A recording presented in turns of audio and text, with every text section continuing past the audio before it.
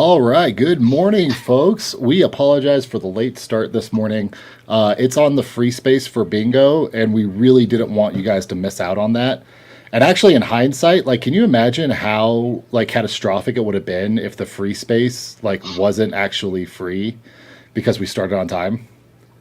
Like, that's actually the worst thing to like actually have on the free space. That would be wrong. Hello. Exactly.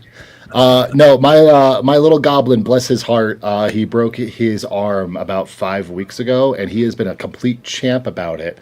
But anytime that I'm going to host the stream, the universe figures out something to make me look like, I don't know what I'm doing in front of my older sister.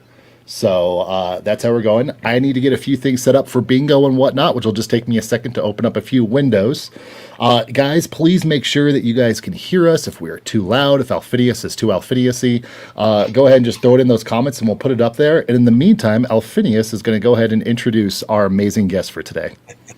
So, James, I think many know you already, but it is great to see you, and good morning. And it's great to be with you all this morning. Welcome to Goo Morning, Zyathé. It is our Saturday morning stream that is far better than Saturday morning cartoons. Do they even have Saturday morning cartoons anymore, James? Do you even know this? No. It died in like 2006, I think. Yeah, that's what I was thinking. It's been quite a while. I feel sad for that. That was kind of a thing when I was a kid. You'd wake up in the morning on Saturday and absolutely you'd watch HR Puffin stuff. Do you even know what HR Puffin stuff was? Oh, I know.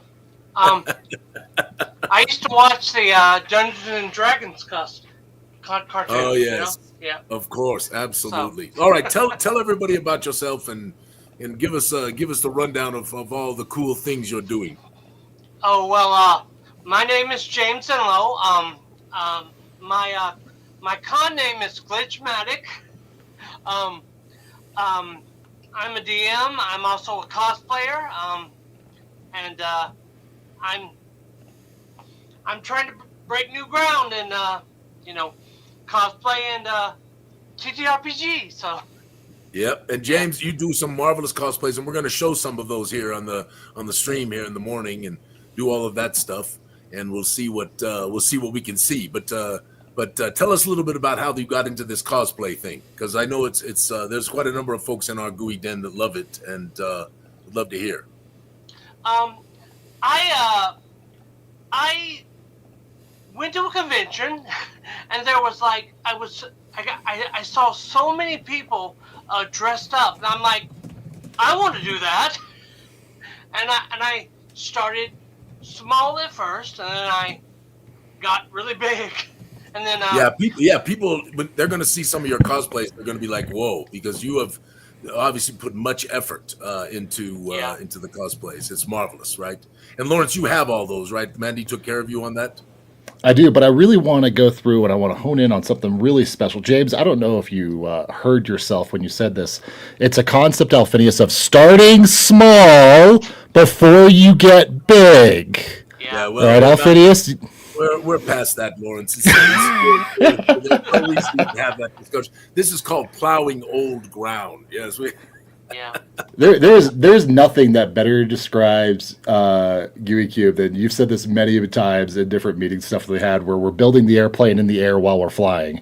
It is true, and it does. It is not. I'm not unused to that. That's my day job is the advertising business. Lawrence, you know this, and James, you know this, I think, and it is constant deadlines and constant chaos because things change, and all of that stuff. All right, so James, do you remember what was your first cosplay ever? Do you remember? I think I sent it to you. It was Doctor Who, and it was horrible. But I finally got, I got cognizant, and then I started building up, and now my wife says I'm the best. So anyway. Well, I think so. No, there's a lot of people that think your cosplays are some of the best they've ever seen. I know this. So that, I mean, honestly, if you were just an average cosplayer, we probably wouldn't have you on Goo Morning's Zyathé, sir. Yeah. So counted as one of those compliments to your excellence. Yeah, I can't wait. We're holding off everybody to show pictures. Oh, go ahead. I apologize. Please you go. complimented me once for my Beetlejuice, and I'm like, wow.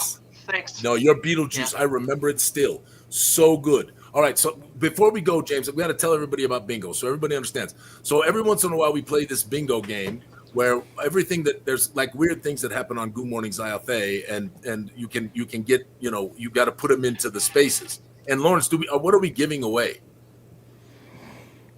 I like how you think I'm the giveaway. You're the giveaway person. I want to give away a evening in F home print. Okay. Good. But not the finished one. The almost finished one. That will be a very much a most amazing collector's item for someone who gets that, because it will be almost done. It won't have a couple of things in there. I want to do that. I think people will love that. I would love that. I'm a collector. So like the one we have right now, which is the one behind me. By the way, I put hats in that thing, Lawrence. You saw that, right? I did. I'm trying to think about because obviously we've seen F home. I like how we completely just mixed up our schedule. It's like, yeah, we're just gonna go ahead and throw out social media out the window. No, we're gonna do. You brought James on early, so I wanted to take care of James.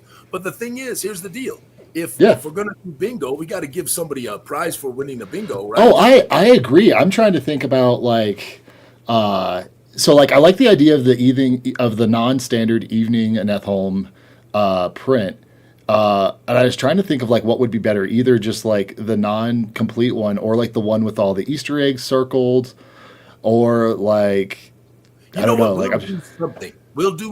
Here's the deal. We'll give away.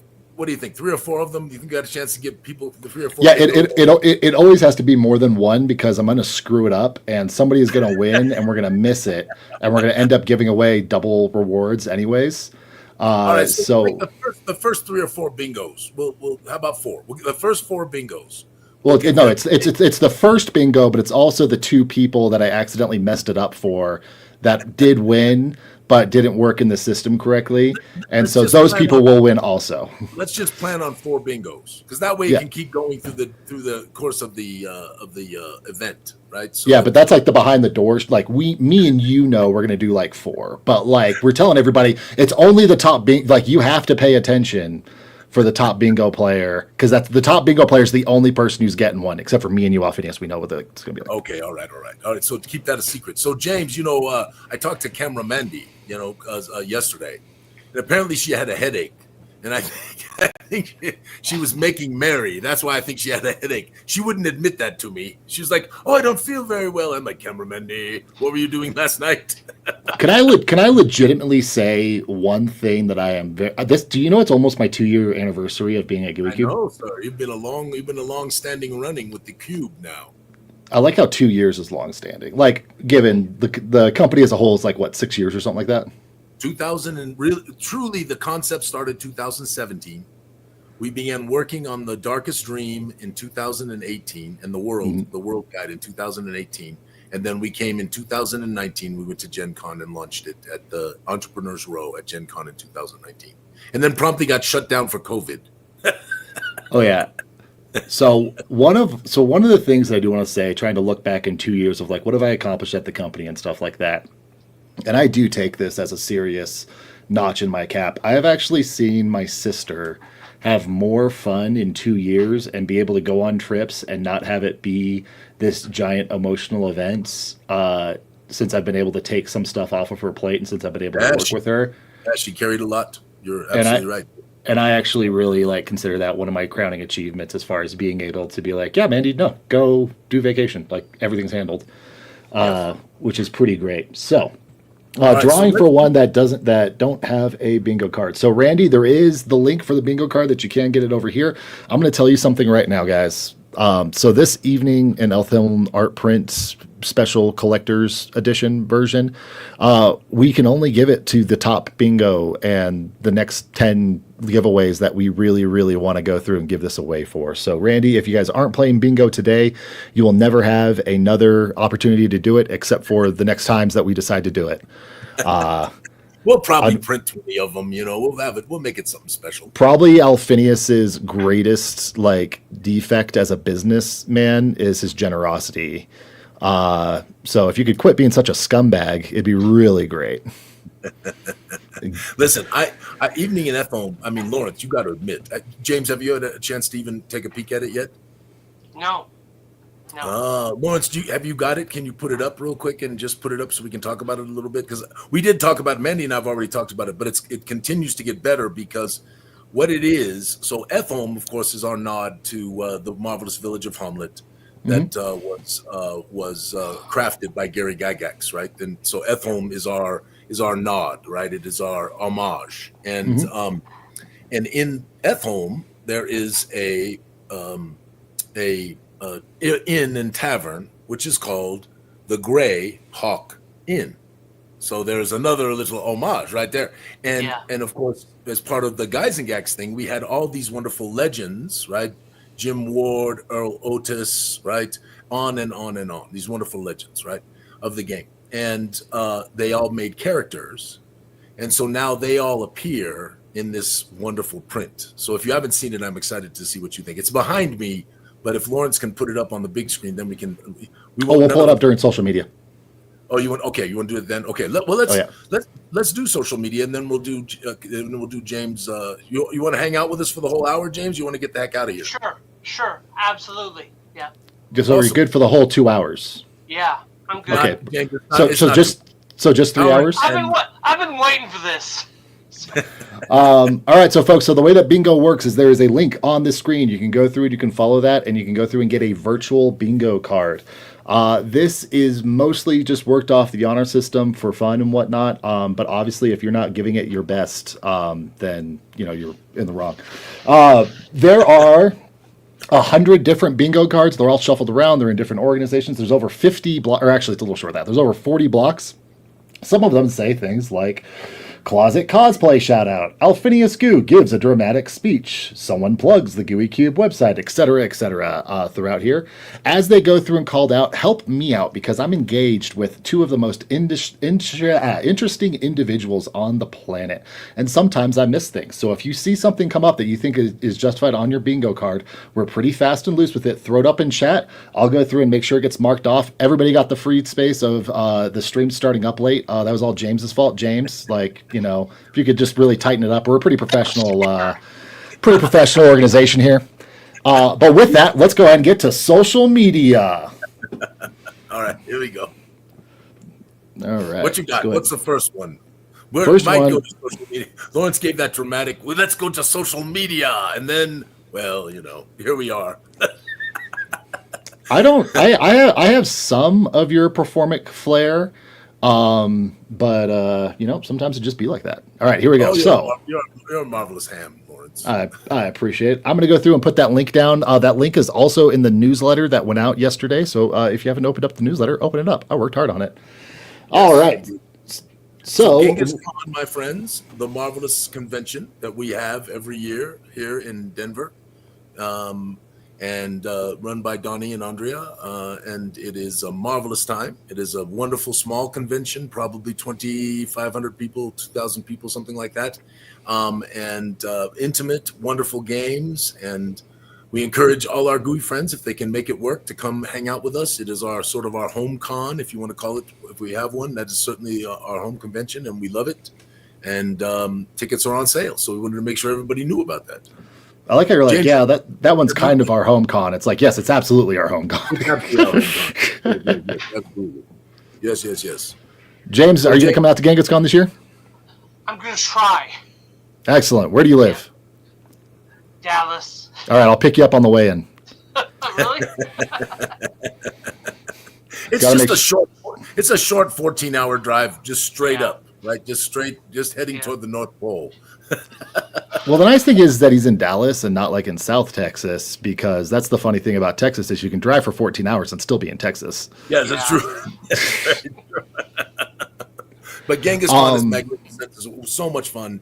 And, lots of Gooey people come. It's a great time. It's a great time. Lots of just great people come to it, too. And then they're actually, I've gotten to be in some of the behind scenes of just a few of what some of their planning stuff was. I was over at Tacticon and I was talking with Donnie and Andre about stuff. They're really looking at trying to put together a really great special guest list for this year. Donnie and Andrea or Genghis Khan just in general does their special guests very different than a lot of other cons, where it's like, hey, it is part of the deal that if you're a special guest at Genghis Con, you interact with all of the fan base, and you get to have great personal conversations with a lot of amazing people in the industry.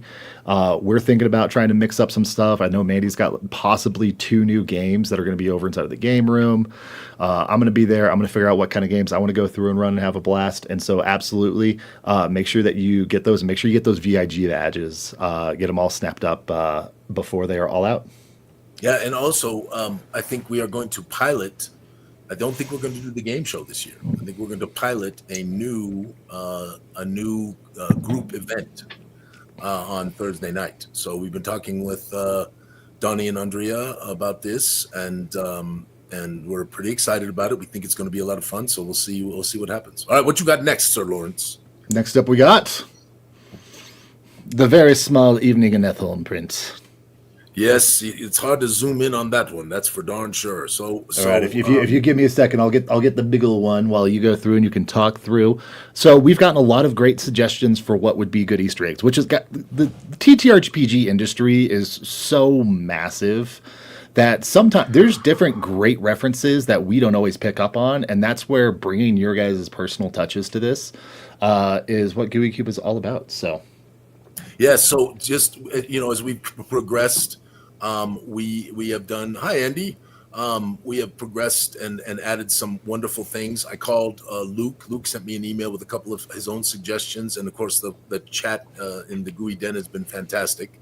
And so, the painting that is over the fireplace will now depict the Gary Con wizard, which of course is Gary Gygax's homage from Gary Con. And then we'll have a little dragon scaling up a lance leaned against a wall, which for most of you, I think you get the homage of what we're doing there. And then because of these classic monsters that come from so long ago, we're going to put on the table with the girls, right near the girls there, we're going to put these little miniatures of each one of those monsters, a puddle of green slime, hang some bats from the rafters, and then there's a couple more, hey, what's happening there, KC? Good to see you. We are excited about getting this to everyone. How many Easter eggs do you think we got in there? No, Lawrence, what's your best guess? Got even a guess? I've been so deep in proofing and editing, and I'm not a proof and editor, so it's so much harder for me. So I don't even know. Like, this has been something where I've very casually kept an eye on it, but I've really trusted you, Ian, and Carrie to go through and pick up on a bunch of it. If I had to just guess off the top of my head from just seeing different renderings that you've done with tons of like the circles and stuff like that, it's got to be at least 20. Oh yeah, I think it's more. But yes, absolutely. I think you're right. It's amazing, and of course the legends themselves. Many of them are Easter eggs, right? So. Well, and that was one of the things that I was going to say is it's also going to depend on what you would define as an Easter egg for that. So again, like if a legend's an Easter egg, then you're going up to 40 easy because we have 20, named kind of legends. And then obviously we have who are just legends in our setting, being like Loki Butt and stuff like that who are in there.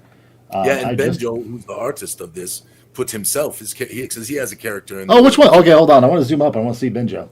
Because I've only ever seen emails of you yelling at him aggressively. James, I hope you like this. I hope when you see this. So, do you have the big one? Can you get a big? Can you do a? Just about. I'm getting it from that Dropbox. So normally whenever we do art, it's all a small enough file size we can send it via email. This thing, so it's going to be. I think we decided it was 11 by. Do you say 34 inches? 33 by 33 inches, and we're going to do for the next after we get everything shipped, we're going to start beginning on, of course, the sequel. Okay, so this of course was the Tomb of Guys and Gax, and the sequel, which will not be, it's totally playable by itself. It does not need to have the first one played, which will be called, of course, the Temple of Inquinacious Evil, and so that will be our sequel. That's pretty good, James. Donnie came up with that one.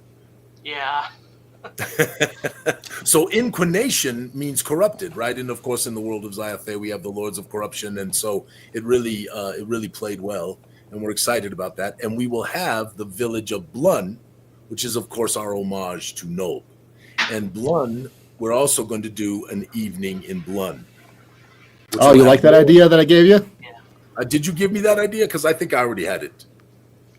Oh, are you gonna play me like that? No, I'm just saying. But I'm good with it, Lord. I will give you credit for that. I will. Do you guys all want behind the scenes conversation between Alphinius and Lawrence? Let me know in the comments, and I'll give you the exact conversation where somebody was just like, "Hey, you know what? We have, another Kickstarter that's been a little bit that we've been working on actively, steadily. It's going to be amazing. We want to give them a little extra reward.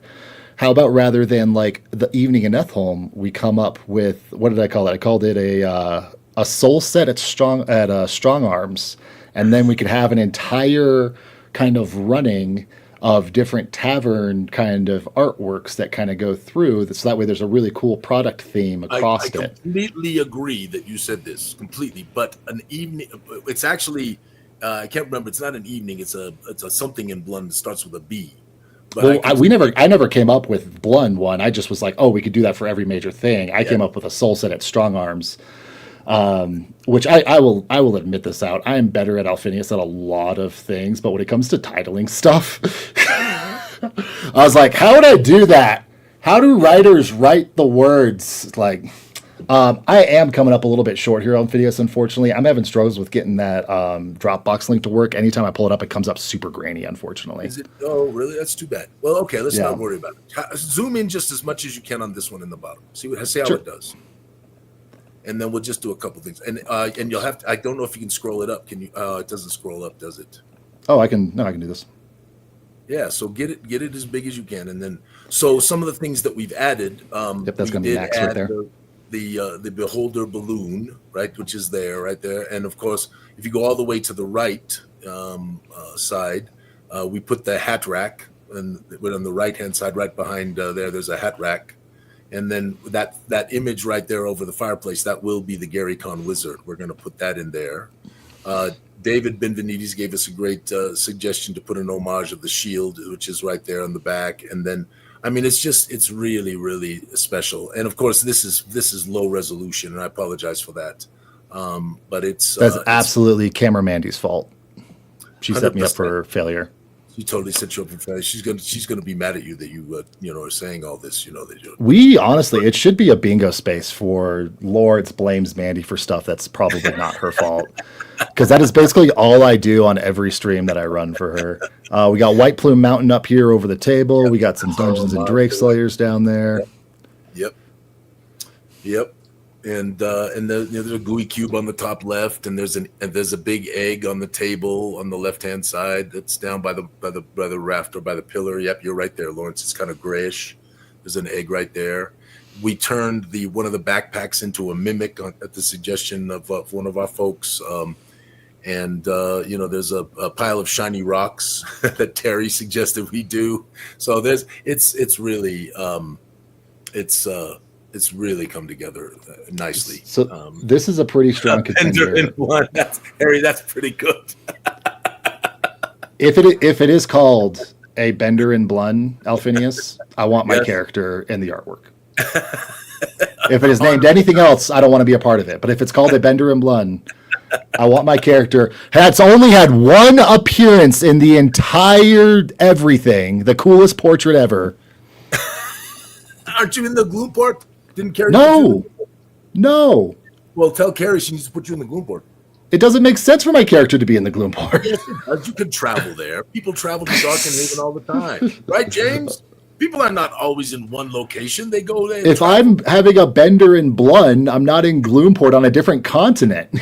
All right. Well, we'll put you in the Kickstarter 2 then. We'll do that when we do Blund. We'll do that. Anyway, James, what do you think, James? Pretty good, huh? Amazing. Yeah. My tabletop game, they revamped Nob. So they did. I ran the Temple of Elemental Evil, and they went to Nob, and they were like, "We're gonna revamp it." Sorry. And they just totally took over, like the Magnificent Seven or something like that. Yeah.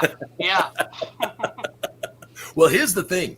So Mike, who's my son, and my group, my home group, really believe that the adventure that we ran in my Nob, which was very, very different from the Nob that was crafted, right? But that's what we do, right? Game masters make things their own, players make things their own, right? So what I did was I set it up so that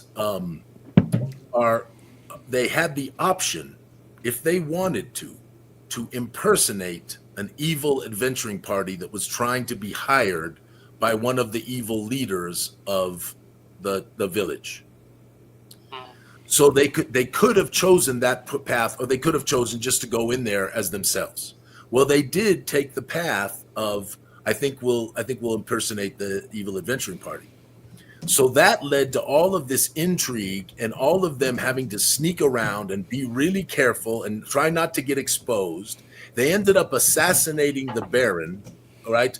And installing his second in command as the leader of the village. I mean, it got really, but Mike says still to this day, that's some of the best games we ever played. So we're going to try to put that option into the adventure to give that hint to a game master that they might want to consider that as an option for their party. So we'll see. You're going to give multiple quest paths? What'd you say, my friend? You're going to give multiple quest paths? Why not? I'm just sitting here thinking about all the different pages and stuff. Yeah, I don't know. You know, we don't need to keep seeing this picture, Lawrence. I have to admit, you do look a little like the world's most interesting man. So what's funny, well, this was a submission from our great Chet Minton. So I'm going to go ahead and shout out Chet. He's at a convention this weekend. Go check out his artwork. He's somewhere in America / the world. I get this comparison a lot that I look like this guy. And outside of just the beard and being a large individual, I don't know like what else the comparison is. But like, I mean, listen, I've gotten beaten down a little bit, you know, in my time in the army and whatnot. I've gotten called a host of names that shall never be uttered again. So, you know, getting pumped up every once in a while, you know, I'll take it. No, but I'm just saying that I agree. I think you look more in that picture right there. I agreed with whoever put up that post that said you look like the most interesting man in the world. A little younger, of course. What do you think, James? I mean, when you're looking at the profile and all that stuff. It's the beard. It's the beard. You're not curly and you're not ginger. So. Makes sense to me. Yeah. The most interesting man in gaming. That was David Benavidez. Appreciate you. Yeah, David did that. That's right. All right, what you got next? Chet's +1. Let's see here. Oh, yes. I wanted to put out, so our wonderful Mr. Todd and Michael Putnam, which I can never pronounce his name anything other than that, is looking for a new player for his in-person campaign. His campaigns are really special because he doesn't run it with the focus kind of being on the overarching story. It is focused on the different terrain builds and stuff that he does. And so if I remember correctly, basically he does a big, massive terrain build and then kind of does, I wouldn't call it a one shot, but it kind of does a shorter campaign just around that build and then kind of pieces those as they go through and whatnot. He is over at Creative Table Adventures. And it is absolutely Creative Adventure Tables. Excuse me, Todd, I sincerely apologize. I'll give you everything for free as apology for it. But yeah, so definitely if it's something where if you have an opening, go over, check it out. Check out his table or check out his Facebook group for great tabletop inspiration. And that's what I got. Yeah, no, and you can post there. I've posted a few things from Gooey from our tables on there, and he does posts of the week and all of that. I mean, it's really, really fun. It's marvelous. And one of Todd's characters, Todd's gnome character, is actually featured in An Evening in Ethel. So we are proud to have him there. What else you got, Mike? You know what actually makes a lot of sense for this segment, Alphinius? Yes, you should sort this out with Camera Mandy, where the flow of it is the host or whoever, which I'm guessing is me, does one, and then when you click on over, then you go through and knock out the next one, and then that way it flows kind of back and forth, and we don't stay too long on any one post. It's kind of like, sweet, that's the primary for this one. I'm the primary for the next social media post. I don't want to be that efficient, Lawrence. Let's keep going. You are like that. That is absolutely the definition of Alphinius Goo. It's just like, I don't know. That sounds like way too much structure. That probably wouldn't fit well for the army guy. Let's go ahead and just keep doing it. It's anarchy. All right. This kind of circles back. Yeah. Yeah, you want me to? Okay, so I'll do this real fast, and so we aren't taking too much time because we already talked. Haha, we did my system anyways. Suck it, Alphinius. All right. If you look in the back, we put a suit of chainmail on a hanger, which is of course an homage to Chainmail, which was the first game that was ever made, right? So we put that there. Down at the floor, of course, is the rat with the jewel, which is from the Tomb of Guys and Gax and the whole story that goes around about how all that occurred in the first place.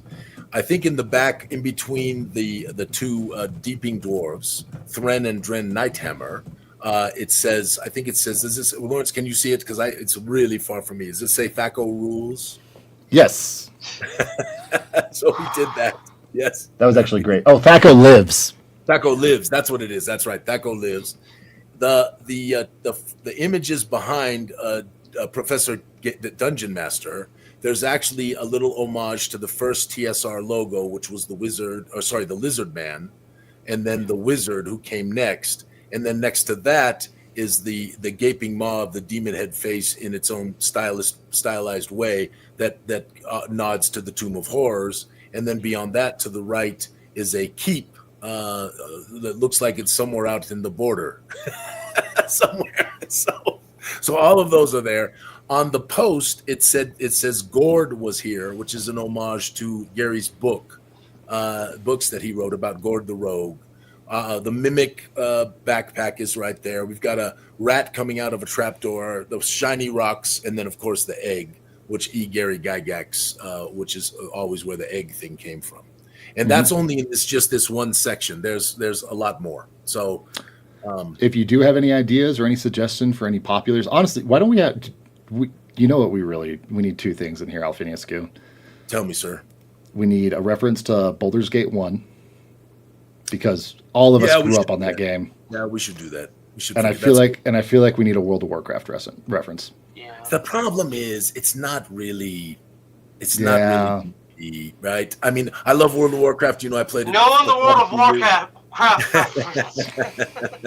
But I am totally in agree. We should figure out something for Baldur's Gate. So all right. don't let me forget that, Lawrence. We'll ask Benjo, see if he can put something in there. I think that's a really good idea. Absolutely. All right. So now this next one's me. So I'm going to go ahead. So we had, this was a video from Sean Von Arsdale, where Sean and Julie had these amazing smoking dragons. It says, as some of our beta test dragons are making their way to new homes, we're getting ready to bring our own dragons to visit the Ren Fair. I'm loving all of like the little different trinkets and stuff like that I'm seeing at conventions and whatnot, and just like pets and stuff. And I thought that was amazing. Yeah, these are really cute. And they put up the video. They didn't just put up the picture, James. So you see the little dragons are moving their heads, and then the smoke comes out. It's really fun. Oh, yeah. This was such a nice shout out to Michelle. We definitely get in our own little bubble here at Gooey Cube, where we're just focused on our stuff. And Michelle put out that like she had backed a Kickstarter from 2022 that had just shipped. She had completely forget about it, and she was thanking us for being so communicative. And we just wanted to say, like, thank you so much. We appreciate it. We are absolutely at full warp speed over here, as fast as possible, working on everything. But we're also trying to make sure that we don't catch any, or that we don't have any mistakes. We don't want to rush to failure, and so that is why we're being thorough. Also, just given the times and whatnot, it's been very turbulent. There's been a lot of different changes, and we've been trying to follow all those. This is going to shock everybody. I am not an expert in international distribution or production. Alphinius Goo is not an expert either. We love gaming, and learning an entirely new skill set has definitely been one of the fun things about 2025 of growth. So thank you, Michelle. I mean, literally, what you said earlier, and I don't want to step on top of that, because I think this is, Lawrence, you see it, right? Mm-hmm. We really have no complaints. People are asking for information, but the supporters, James, our supporters, our community have been so understanding, and people do not understand. And I really, since I have a chance to do this, I'm going to give Lawrence some props. The amount of effort that Lawrence put in January, February, March, and April of this year, and even into May, with the tariffs thing just was so crazy, and you did not know. There was no visibility into what was really going to happen. I don't know if you remember, but it started off at 100%. The tariffs were all 100%, so you're going to pay double whatever you were planning. Remember that, James? Yeah, I remember. Yeah, it was so 100%. Then there was a freeze that was put on for like 90 days, and then it was 40%, and then it was 30%. Then there was some people saying it could jump to 50%. And poor Lawrence is going literally, probably, I don't know, Lawrence, did you talk to 15 different countries? Yeah, so that was the thing that was the real difficult part behind it, was that every country had a different deal. And so if we switched to a different country, because again, like there's plenty of countries that like I contact, and I say countries like I contact. There's different printers in countries that were awesome printers and stuff like that. They just didn't have printing availability in their schedule. Correct. So it was like, okay, so that's not going to work out. Okay, let me go over and let me try this. Let me start reaching out. You're cold reaching out to folks. You don't know if there's a language barrier. You don't know if they have an American rep. You don't know if you're reaching out to the correct person. We were really trying to find printers that had experience in games because, again, Alphinius knows this, having worked in print marketing for so long, that like the complexity of one Gooey Cube product makes print marketing look like child's play. Yeah, it's not just 24 pages, just putting 2 staples in the middle and you're done. Right? Well, for us, it's different materials combined in. It's different types. It's stuff. So we can go on about it, but we appreciate our community. Would you say our community is wonder? What would you say, Alphinius? Marvelous, sir. Is it marvelous? Or are they wonder? I'm not going to give them that yet. Oh man. Alphinius said, "Screw you guys, community." Jeez. Oh, listen, it's so wonderful to just kind of put things. Oh, there I did it. Okay, Lawrence. Well, you did, because it's Alphinius calls the community wonderful, so you can call everything else wonderful and be fine. The community is wonderful. There we go. We got another bingo square, folks. One little shout out. I tried to find Michelle, but she went home on Saturday. So I missed her. Yeah, Michelle is not just a wonderful friend and been always a supporter of ours. She's also just a wonderful person too. She goes to many conventions, very uplifting. She's always positive and always got a smile on her face. And and that's just, James, as you know, that's just, it makes you, to be around people like that is a wonderful thing. Yeah. She's also a badass though. Like I've talked to her about convention stuff, and like I've had conversations with Michelle about like convention safety and stuff and whatnot. And like I could sick her on any individual and she's going to go kick their ass. So we appreciate you so much, Michelle.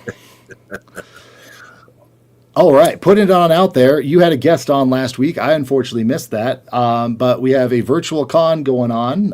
There's some discounts for us. Make sure you sign up. We got a couple of different Gooey Cube games that we'll be playing over. So if you're looking for a little bit of some virtual D&D mix, definitely check out Tampa NerdCon. Yes, and do you have a little bit of information about it, Lawrence, more than what's there? Or do you want to reprise it a little bit? Sure. So last week you had a guest on. I wasn't here for it. He's going through and running a virtual convention called Tampa Bay NerdCon. You guys should check it out. There's a nice reprisal. It's virtual con. I actually just realized the dates aren't listed up on this screenshot that I pulled, which is why I was like, kind of like, wait, what do you mean? Give me 2 seconds and I can pull those on up. But we have Gooey Cube, the Ghost Stone. We got Darkness and Gensicon. We got some of the Gygax Societies, the Burning Man. I actually backed that Kickstarter. And so lots of fun games and whatnot. It's going to be virtual. And if you give me 2 seconds, I'll pull up the links and get you guys more information as James tells us about his favorite birthday party. Sorry, James. I don't know if what was your favorite birthday party, James? You're doing great, James. Last year, All right, nobody cares about that, James. So the date is at October 31st, November 1st, and November 2nd are the dates for Tampa Bay NerdCon. The link is going to be both in the newsletter. It's on our Facebook, obviously, in this post, and then you can see it up there at tabletopevents.com. So you can go through and apply that. James, I apologize. We don't usually bring on guests and abuse them. that is totally fine.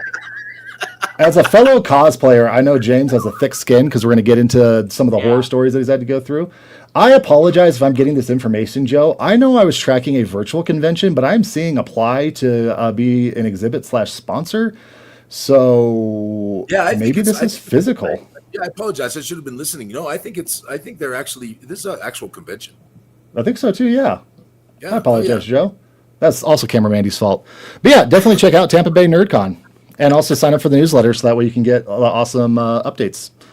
All right, what do we got next? Okay, so I want to talk about this. So Chris put this up, but I saw it multiple places, and it's this marvelous sort of traps that are putting up. So James, do you remember Grim Tooth's traps? Yes. I have a copy somewhere. Yeah. I think I have Grim Tooth's traps too. Right? Yeah. So Grim Tooth's traps was like this. And they all the traps were sort of illustrated. Remember that? And this is one. And so Chris, I guess there's something called Paths Peculiar. James? Do you know of them? Not exactly. I know that I was killed by one. But yeah. Yeah, I got squished by a boulder once too. It was not fun. So anyway, Chris put this up. It's pretty good. All right, keep going. What you got next, Lawrence? This is actually, I don't know if this is actually exciting. I think this is legitimately exciting. So I went over and I put this out in the newsletter. Loki has been enjoying working with Camera Mandy on some of the different card games for the Decks of Perilous Fortuity. And aside from just Perils and Fortunes, which they are working on a couple of different like storylines and stuff for, they also have a couple of these different game mechanics and stuff. And so Lokibot's looking for feedback. I pushed out again the links and everything for this. It's just a Google Drive link. Takes you right to it. You don't need access or anything. You can pull up the rules immediately as long as you have a deck of Perilous Fortuity. You can go through and you can play it. If you need a deck of Perilous Fortuity, go to shop.gooeycube.com where you can go through and you can purchase them on sale now. But definitely go through and check it out, and possibly we'll go through and we'll break it out over at Genghis Con, and maybe we'll have a new addition either to Casino Night or just general games that we're going over and running. So kind of just be able to have that kind of full. I know Camera Mandy's looking at some 2-hour game options because 4-hour games, while they're awesome, they also take up an entire like thing. 2-hour games is something you can go through and you can kind of pop into and still go through into different events and stuff. And so I know she's looking at trying to fill in more of those games at Genghis Con to kind of test them out. So Lawrence, because given the time, should we stop with social media and then let's go to James stuff? Because I really want to make sure people get to see some of these wonderful cosplays. We have 4.5 hours of stream, Alphinius. Like, I am just We're gonna be here till 6 o'clock tonight. Exactly. I think we actually have one more that we should go through, social media post that we should definitely highlight, and then we can go through and have James give us the story of his childhood trauma. Yes. All right, folks.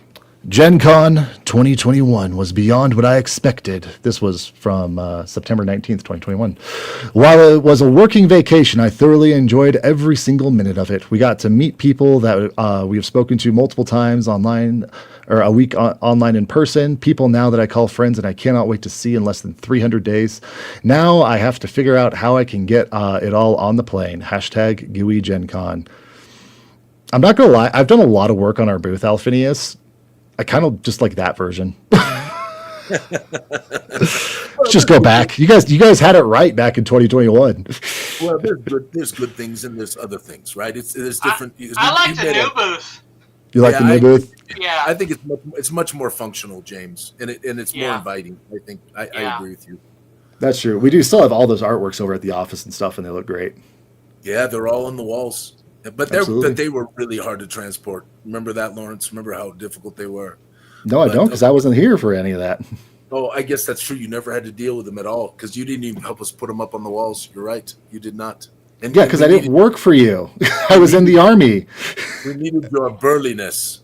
But that with obviously wonderful community members and along with Casey and Mark really helped Mandy with all the game planning for the conventions and are just wonderful friends, and we appreciate them so much. All right, let's do some cosplay stuff. All right, so Joe, you enjoy doing cosplay. James. Joe, James. We don't abuse our guests like this, but Lawrence isn't usually co-hosting. I think Camera Mandy called me Ed once. I think she did. I was like, Ed? All right. So you start off, you play Doctor Who. When did you do that? 2009. Well, we gotta back up. We're having a discussion about cosplay, Alphinius. Yeah, are we going to do the cosplay? Well, yeah, what's cosplay, James?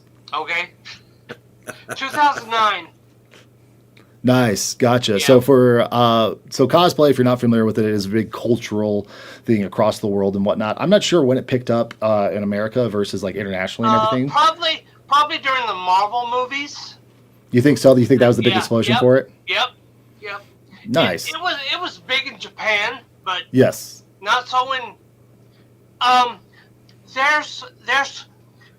There was cosplay before, but it didn't blow up like 2009. So.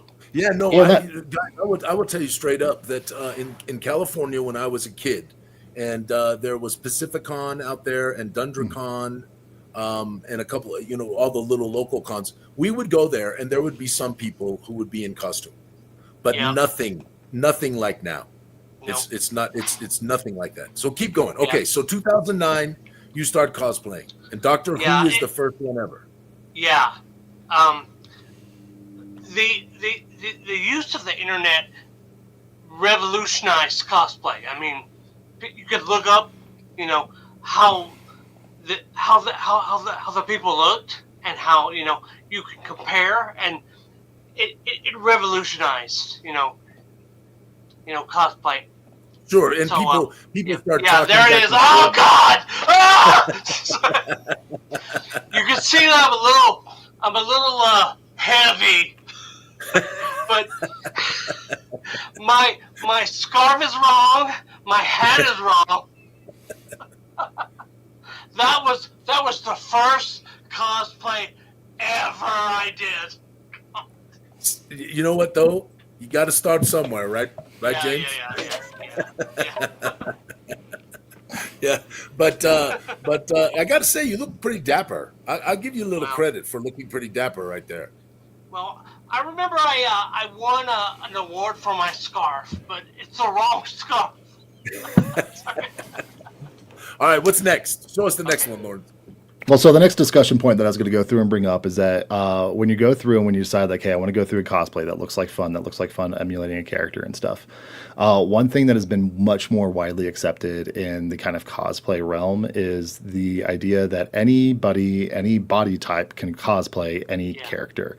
And that's something that is really, I think that was probably one of my biggest anxieties when I first started doing the kind of cosplay. And I don't know what your experience was, but when I did the first version of my Garooned Blue character, because some a-hole decided to make my custom portrait completely blue, while all he has to do is just throw on like a collared shirt and he's a wizard, and I have to go through and get fully dressed up in barbarian garb and paint my entire body. I think that's the first time I've ever been called an a-hole on the stream. Yeah, probably. I'm feeling cheeky this morning. You're a perfect Garooned. Oh yeah, for sure. Oh yeah. But I agree. It's wonderful. It was. I just had to do it. Like, I just had to be like, you know what? I'm gonna go to Spirit Halloween. I'm gonna go get the wrong type of body paint. I'm gonna go get. I tried to find. I actually found like an Egyptian, almost like pharaoh costume. And I was like, okay, I can like adopt some of that stuff. And you just have to do it the first time. And after you do it, I mean, it's just like getting the water wings off in the pool. Like, but that's where you definitely like. There are lots of different like events and friend parties and smaller. You don't have to be the I'm going to go enter into the cosplay convention over at San Diego Comic-Con. Like, you can do it much smaller, which is a great opportunity for Goo Done It. If you ever wanted to try a cosplay LARP-esque activity, join us over at GenghisCon or Gen Con for Goo Done It. And Goo Done It is great because obviously all of our table leaders are in cosplay, right? And then after that, well, anyway, let's get back to James. So, all right, James, do you remember what your second cosplay was? Over to the left, over there, past Charlie Day. Right here? Yeah. That was like Doctor Who, revamped. Mm-hmm. Sorry. I lost some weight. That's a great picture, bro. That is a great picture. Yeah. I started doing side by sides, like that. So this is what I'm doing. This is how I'm doing it. And I found and definitely step one is just get a picture of, even if you have a character who has a lot of different fits and stuff, decide on a fit, print out a picture of it, and then from there start dissecting each one of the little pieces here. Because one of the things that I'm sure James will talk about, especially when you're putting them together, and I'm probably going to pull up your gnome example here. Of course, the file decides to do that. Okay. It's cameraman's fault, right, Lawrence? It's cameraman. It is. Why didn't this all get put into a nice little slideshow for me, so that way I can go through? Actually, this one would objectively be James or Joe's fault, whoever is actually on stream with us, since he was the one who provided me with the link. Please stand by for a second as I get it back up. But in my opinion, James, let me ask James a question. Can I do that? Sure. So James, so you start off, obviously most cosplayers do not start off, because we're going to show some pretty amazing cosplays here in a few minutes of yours. So, but you start off kind of, you didn't spend a lot of money, you just began. And then what starts to inspire you? How do you kind of move to being I mean, it's amazing what you do now. I saw other people, and I'm like, also, there was a guy taking pictures, and I'm like, you want to take a picture of me? And he's like, no. So I got mad, and I said, I'm going to come back next year, and you're going to take a picture of me. And he did. That's great. I know we're laughing, but we're just talking about the origin story of James's evil arc here. They created a villain that day, and James is now here. Oh, he was his name was Frank. I don't know what his last name was, but he was great, and he said, I'm sorry I didn't want to take a picture of you. But yeah. So one of the things for me that I do think when you start dissecting a cosplay and starting to put it together is the little details are what make it together. And so my process right now where I'm at, James, as far as cosplay goes, is the first step is going to be, hey, let's hop on Amazon. Let me find some cheap base layers of figuring out like, okay, what kind of cloth do I actually want touching my skin based off of what is it going to be over at Gen Con? Do I need it to breathe well? Is it going to be, Gary Con where maybe it's going to be colder? Get that cheap base layer from Amazon. You can return it. It's dependable. But then start to put together the little details of this that help bring out the fun of it, whether or not it's the tools that you got set up on here, the different little vials, the accents of the leather and whatnot. Yeah. How do you go through? What's your process for kind of tracking down your details and adding to the flavor of what your cosplay is? I had to find some fake chainmail, first, and then my wife is a whiz with foam, so she built all my weapons, and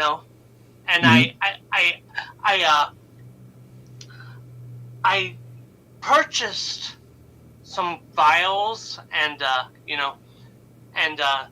purchased a LARP weapon, but I'm really grateful to my wife, she does everything, and I'm trying to help her because when I get in the character, I do not leave it at the door. I mean, every person I meet is a child, and I act like my character, Yes, of course. Yeah. Yes, right. But that's why people are drawn to you, and that's why we wanted to talk about you, right? There are many cosplayers, but you really, when you look at this, so tell us about this character real quick, and then we'll go to another. Well, that's Chetney, 13 level, from Critical Role. Really good. And really good. And you is that your actual hair on the sideburns, or did you add those? Yeah, I did. That is my actual hair. Wow. I'm under a ton of makeup though. Yeah, I can see it. Yeah, the scars. Yeah. I can see it. That's Yeah. great. It's really, really Yeah. good. Yeah. Really By good. the way, Okay. everybody, please go through and post up portrait in the chat, so that way you can be entered in to win a free Gooey Cube custom portrait. I actually intentionally waited to the end for this because Mandy is manually entering all these into a spreadsheet, so I was trying to make the time that she actually had to watch compressed down a little bit because she's a busy individual. All right, show us another one, Lawrence. Put up another one. All right, here we go. Time to go through the slideshow. Are you just going to click next on me, or are you going to be weird about it? Okay, so I'm going to go to the start of this, James. We can go through and start clicking through and taking a look at that. So we've got multiple pictures of Chutney here. Here's a great one of you standing up. Yeah. Really good. Yeah. And so let's talk a few just base components as we go through here. What's your process for choosing your shoes? Go ahead and explain that. And I'm going to click through a few of these photos. That way everybody can kind of see what you got going on. I find the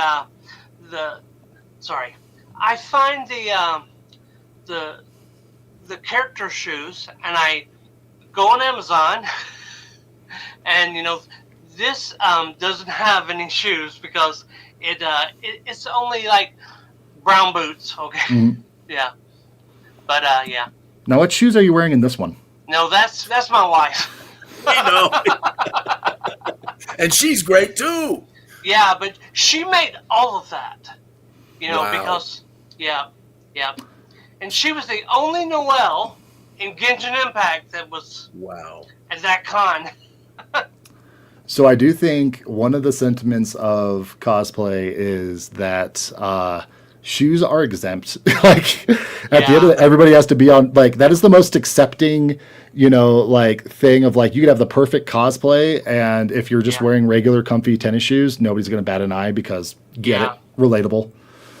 But definitely one of those things that I go through and suggest is like, hey, whatever your cosplay shoes are, get them on, walk around in them. But go ahead. Did you see that in Japan they had a Genshin Impact like KFC promotion? So, I did not. I missed that. Yeah.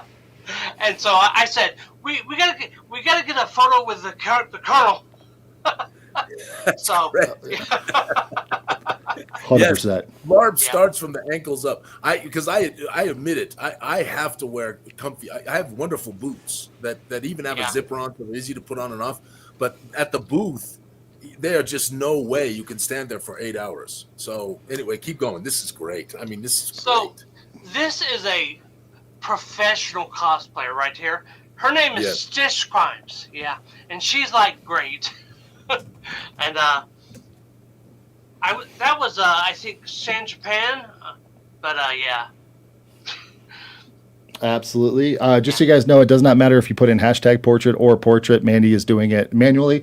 Also, for Bingo Square, question gets answered from the chat. This is actually the farthest we've ever been behind in Bingo. Out of Bingo. Yeah. Okay. So we got giveaway, contest, or announcement. I got someone plugs Gooey Cube website. Shout out to Gooey Cube family / community. Mention of Dark and Native Gloomport. Shout out to Gen Con, Gary Con, or Genghis Con. Alphinius calls community wonderful. Mention of custom portraits. Sugary Lawrence is drinking an energy drink. I did not pick up swear word because I called him an a-hole specifically. I think it counts. You think it counts? All right. Since Alphinius is such a softie, that one's going to count. But with that, if you guys see anything on your bingo cards, go through and call it on out. But with that, let's see what else we got here moving through. I think the next thing that make sure to go through after you go through and figure out feet. It's the nuts. I saw the nuts and I immediately thought, I just want nuts in my mouth. So because I'm hungry. This is Ren Fair, and we dress up every year for Ren Fair, and my wife is dressed as King John after the Disney Robin Hood. Of course. Of course. Yeah. The only Robin Hood, you mean? What? Yes, the only Robin Hood. The Disney Robin Hood. All right, keep going, Lawrence, because we're running out of time, and I want to get through some more of these because there's some really wonderful ones. We have all. This is Dragon Con. Yeah. And I'm dressed as Breas, and that is not.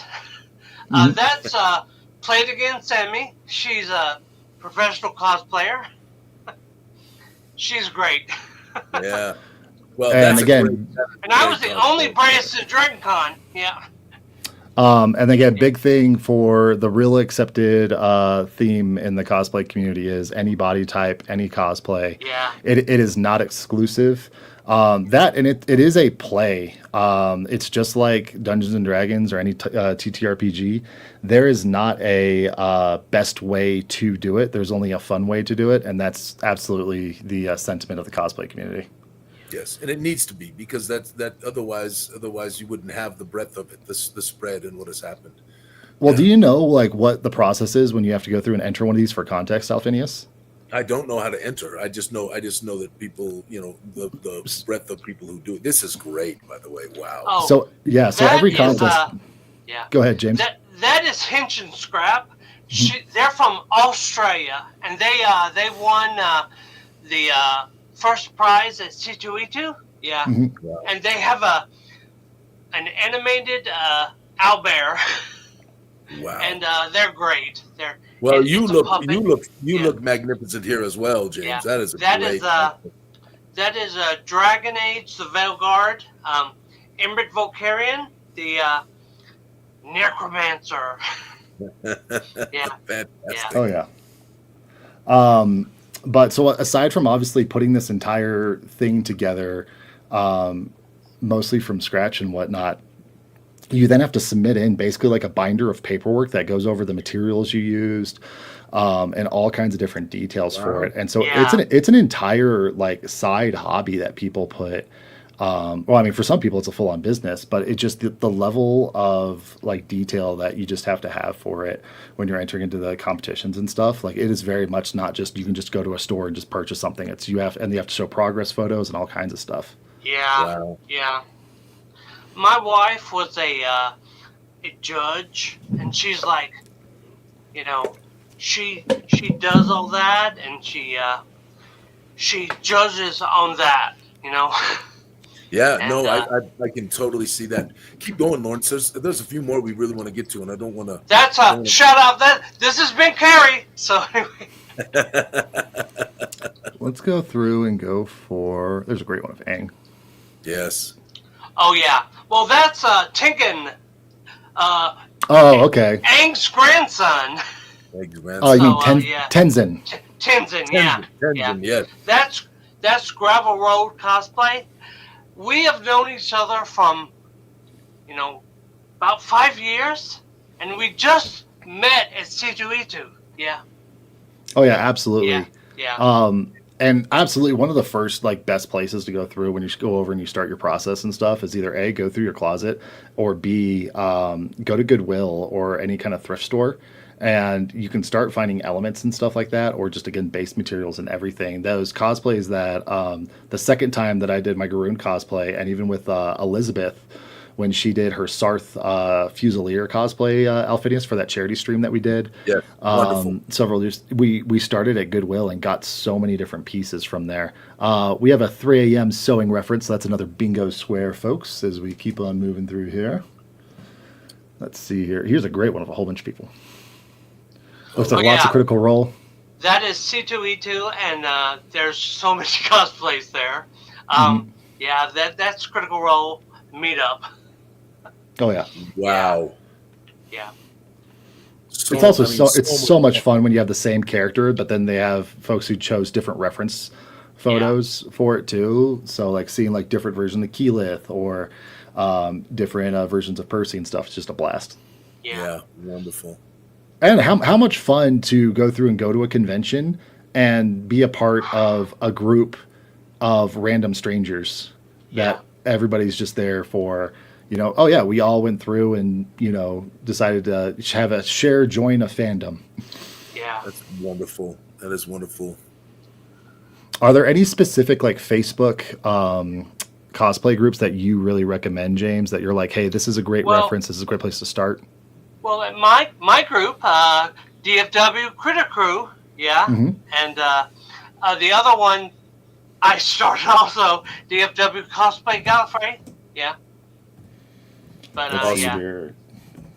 I'm gonna see if I can go through and pull up a link to DFW Critter Crew Facebook group, so that way I can post that up in the chat for anybody who would like to join. All right, who do we got going on here? That's Caleb. Okay. Yeah. Lots more fun. I think I saw, is this your wife for Bo? Yes, that's my Excellent. wife, Bo. And All right, that so- was the Daggerheart release. You know. Okay. So, So, a question for you, James. So, Alphinius over here, as you can see, he's a little thin up on top. He doesn't have the, just the flowing mane that I have. What's your hair routine in this, where you have this fiery redhead hair, to help him out? Because I'm good, but like for him, wigs. You get a good wig, Lawrence. Of course, you get a good wig. That's how. James, I just retired from the army. I don't know where to start with a wig. 'Cause what do I see skull caps. I see spirit gum. If I'm going to start with a wig, where do I start? Well, you need to start at Arda wigs. They're the best. They are the best. You said auto wigs? Arda. Arda. A-R-D-A. Arda. Yeah. And they have beards too, but they're very expensive. Very expensive, you know. Here's a link to that Arda wigs for folks. Part, right? You're gonna you spend the money, but you look the part. Yeah. Oh yeah, absolutely. What is a medium wig kind of like go for? Well, I have you can buy a hair wig for like $30 or $35. I use my own hair mostly, but I do have wigs. Mostly a good Arda wig may cost like $60 or like $80, but they're worth it. You know, they are worth it. Do you know what I'm just kind of curious about the hygiene of sharing wigs. If you have a friend that has a bunch of wigs, is there a hygiene concern with that? Is that totally fine? Yeah, I don't do that. Okay. Yeah. Gotcha. I also posted up the link for Facebook group that is for DFW Critter Crew. Yeah. Here with James and stuff. So if you want to go through and touch base with him, here's a great place would love you to can go have through and find you. him at. Now, this is a little bit of a departure of where we were originally. Originally, we're kind of doing characters. We had a lot of fantasy stuff. Now we're getting into armor. So where are we starting if we want to go with armor? I do foam. Mostly foam. You can shape foam, and I do that mostly because I don't do real armor because it's heavy, you know. Yeah.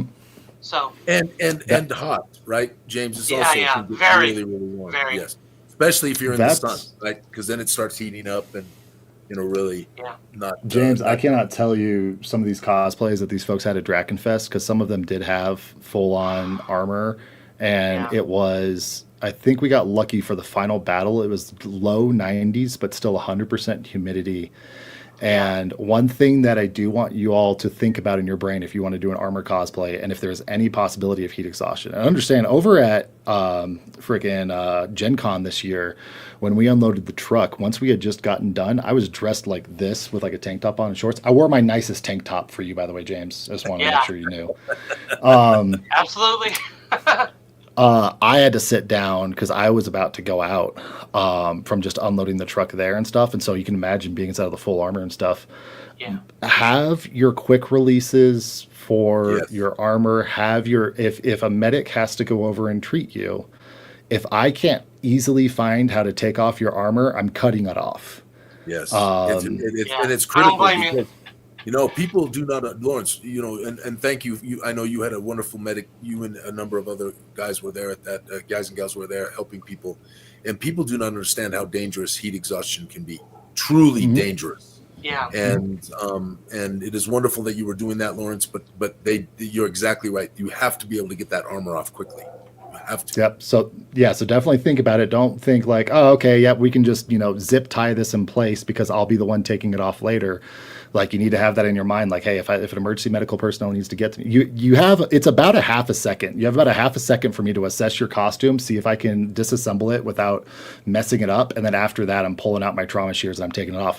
One caveat to that, though, Alphinius, trauma shears don't work on plate mail armor.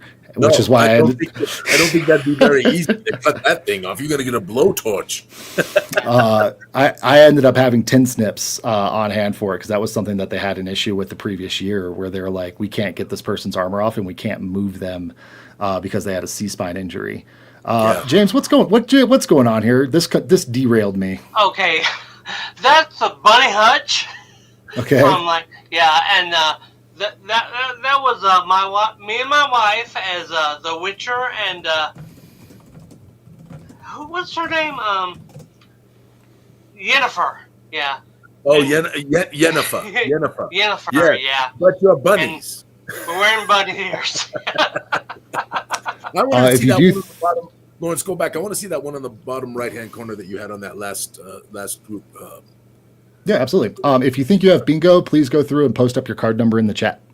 Yeah, that is us. My wife made that fresh cut grass right there. Wow. It's yeah, and that's me as Dorian Storm. Yep. Yep. I mean, that is just, when you look at that, you're like, these people have done such wonderful efforts. The whole group there. It's just magnificent. Shout out Brendan with a Y, Abby Candy. Those are friends of mine. Yeah. Yes. And that's Call Me Kissy. So anyway. Yeah. Absolutely. I am verifying a bingo right now. So I'm going to pull up another one and let you guys talk about it. Let's pull up this guy. All right. So do you do any weapons or anything like that, James? Yes. Foam weapons. Mm-hmm. This is our Vox Machina photo shoot. Yeah. Yeah, that's great. This is my in-laws' cabin that we shot it at, and there's Abby Candy. There's my wife as Keyleth. There's me as there's Percy. There's Jace Alexander Burner Kelly as Grog, and there's Roger Inyard as he's wearing my Scanlan costume. Okay. And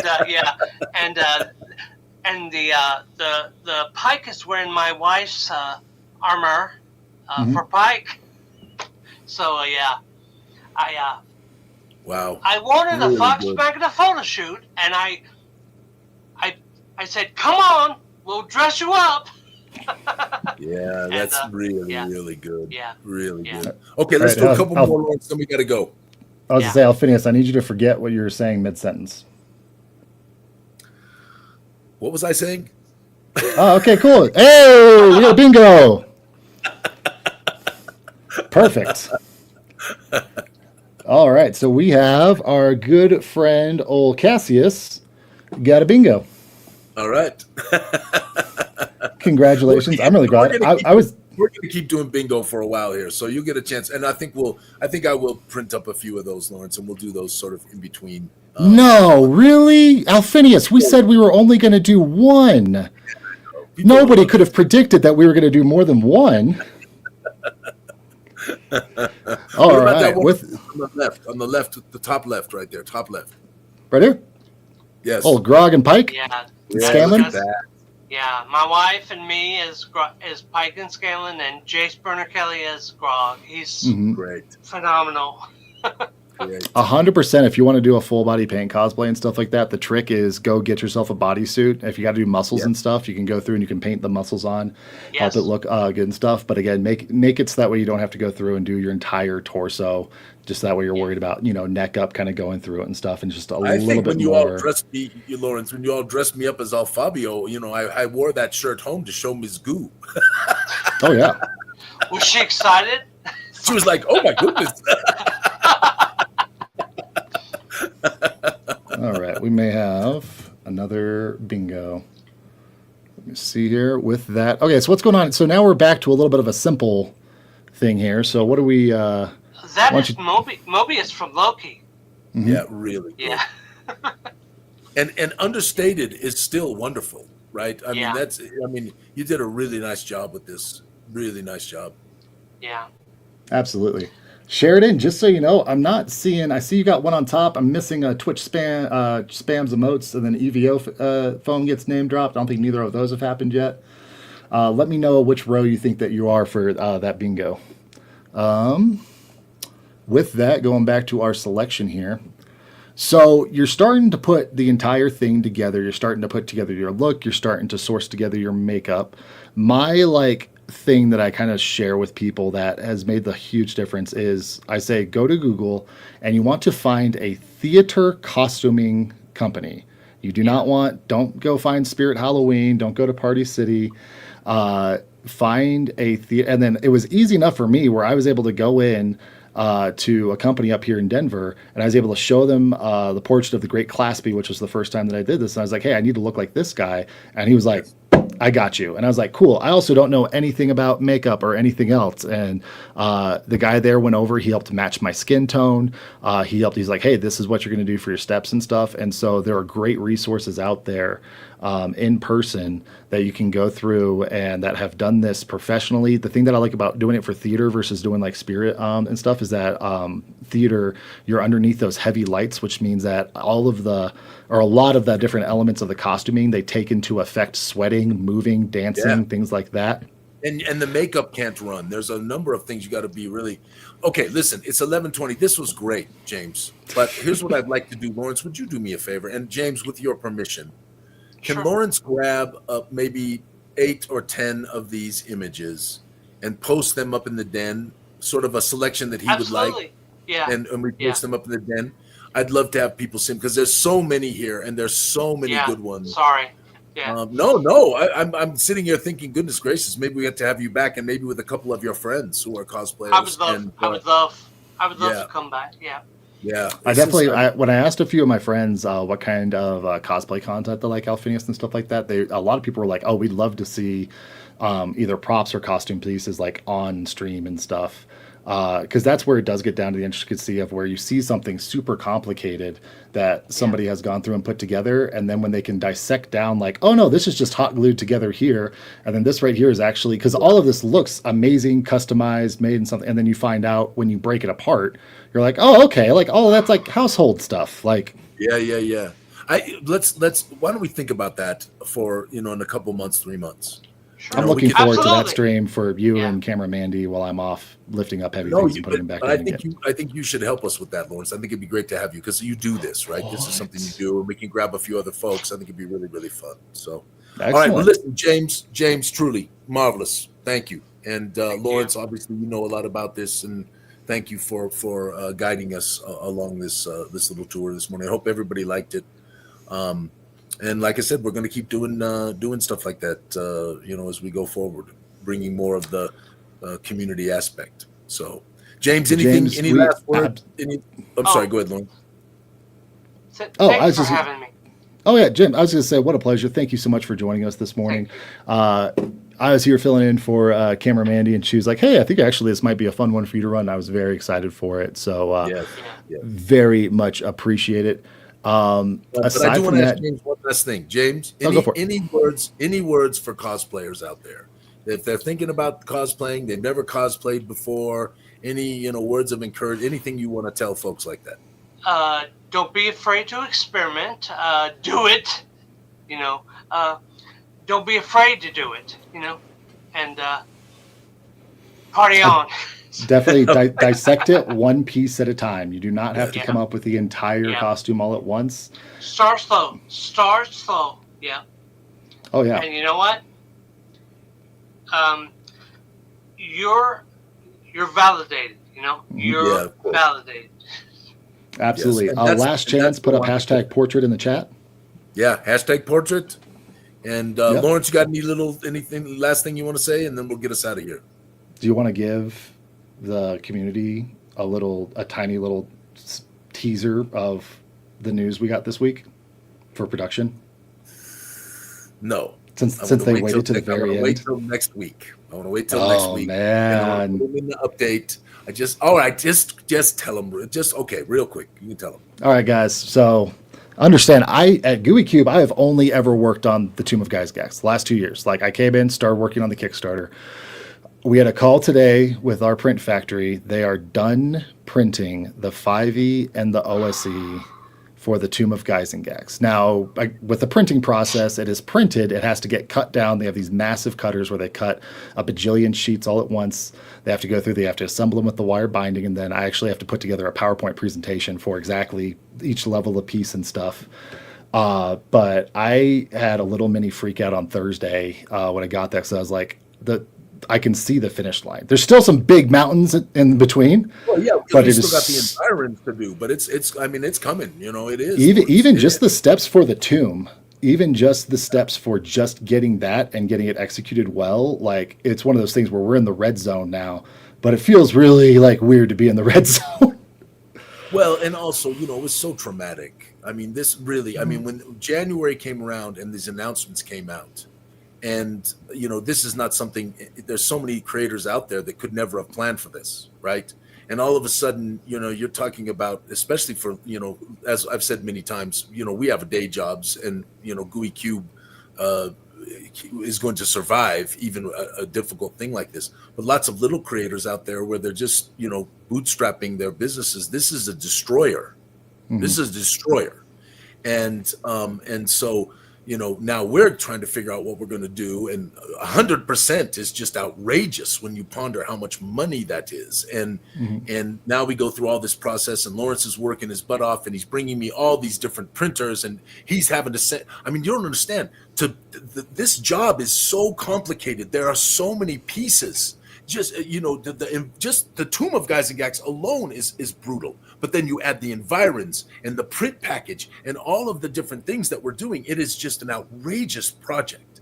And poor Lawrence is, every time he's got to re-communicate this to these various printers, and then they have to come back with pricing, and then we have to figure out what's the tariff right now with this. And then Lawrence comes to me a month and a half, 2 months in, and we think we might have a solution, and then he's, oh no, they changed the tariff on that place. It was crazy. So really, Lawrence, shout out, man. I know how hard you worked, and I appreciate it so much. And we are seeing the finish line, and we're late, but I think our community understands. And I think, obviously, Lawrence, I added a lot, as you know, because I felt like we had the time to do it because of the circumstances, and we knew we were going to be late, and I wanted to reward our backers. So everyone, for concept, the Tomb of Geisengax and the Environs of Geisengax are both 50% bigger than what they were supposed to be. Yes. And a bunch of the supplements bumped up in page counts and stuff as well. So when you want to talk about, like, as far as the execution goes and the value, and we're just looking forward to really certifying that commitment to fitness and excellence with all of these home workout systems, because your box is all going to be heavy. Yes, no, y'all have been marvelous. Thank you. The community is wonderful. I'll say it again, even though I said it once before. The community is wonderful, and we're going to keep going with Gooey. We have affirmed our plan for the next for the follow-up Kickstarter with Luke, which will be obviously in March. We'll launch it at GaryCon, but we're going to get way ahead of that, Lawrence. Right? We're going to start making that stuff ahead of time. Lawrence and I already have a plan how we're going to start making some of those materials ahead of time. So we'll be really fast. We're hoping to delivery, and then towards the end of the year, probably around GameholeCon, we will do the Greenwood Kickstarter with marvelous Ed Greenwood. Mm-hmm. So we have a lot coming next year, and James, appreciate you being a part of our community and supporting us. And that's all I got. James, any last words? Keep doing what you're doing, man. Thank you so much. Did you see I cornered Ed Greenwood in the elevator? Yeah. Sorry. That guy's such a gem. Yeah. Yes, unbelievable. Lawrence, any last words? We just had a question about Gloomport update. I'm pushing that out. I'm pushing out a full update at the end of next week. It's one of these things where because we have to go through and get this stuff printed overseas. Once we get those all submitted and all those are done, and those are basically in printing and moving on over, that is where the team goes over, switches on over. Production on Gloomport actually hasn't stopped. It's just slowed down. We've just taken some of the main people to go on over and push that. Alphinius is talking about having another extra award in there, just as such a huge thank you, because the folks who backed Darkenhaven and Gloomport are literally the foundation that all of this spends off of. And so, and to be fair, Lawrence, I mean, you know what I did, right? Those boxes went 2 inches to 3 inches, and we have added so much value. And even if you 3 inches to 3 1/4 inches, because we decided not to, because some stuff goes on the outside now. I love you, man. All right, we have so late. Listen, let's go. May all your adventures be sticky, my friends. For all of you who stuck with us this whole time, thank you. James, thank you so much. Lawrence, appreciate you, love you, and I know how much hell you've been through this year, and thank you for just sticking with it and battling for us and helping our backers and helping Gooey. So, thank you all. We'll see you next week. And see you at GameholeCon in a month. Woohoo! All right, let's do this thing where I end the stream and I don't actually just exit out and leave the stream running, so that way Alphinius picks his nose for like 5 minutes. I didn't pick my nose for 5 minutes. It was only once. Oh, that must be the other video I have of you. All right, bye, everybody.